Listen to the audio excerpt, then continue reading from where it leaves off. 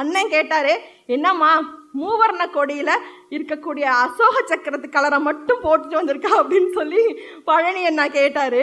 நான் சொல்றேன், என்னுடைய மகேஷ் அண்ணா பேச்ச போற பேச்சுல மூவர்ண கொடியினுடைய பசுமை நிறைந்திருக்கும்.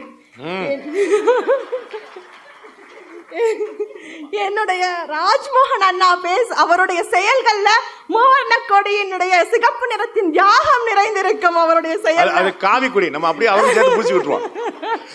இது எல்லாத்துக்கும் மேல இங்க இருக்கக்கூடிய அமர்ந்திருக்கக்கூடிய என்னுடைய நடுவருக்கும் சரி, இங்க இருக்கக்கூடிய அத்தனை பேருடைய மனதும் சரி, மூவர்ண கொடியினுடைய வெள்ளை நிறத்தான தூய்மை நிறைந்தது நடுவர் அவர்களே. ஆக புஸ்தகத்துல இருக்க முதல் பக்கத்தை மட்டும் பார்த்துட்டு இந்த புஸ்தகம் சரியில்லை அப்படின்னு நினைச்சு தூக்கி போட்டுறாதீங்க. நம் வாழ்க்கைக்கு தேவையான கருத்துக்கள் அதன் கடைசி பக்கத்தில் கூட நமக்கு கிடைக்கலாம் என்பதை நினைவில் கொண்டு இன்றைய சமூக வலைதளத்தின் சுதந்திரம் வரமே என்று கூறி வாய்ப்பளித்த அத்துணை பேருக்கும்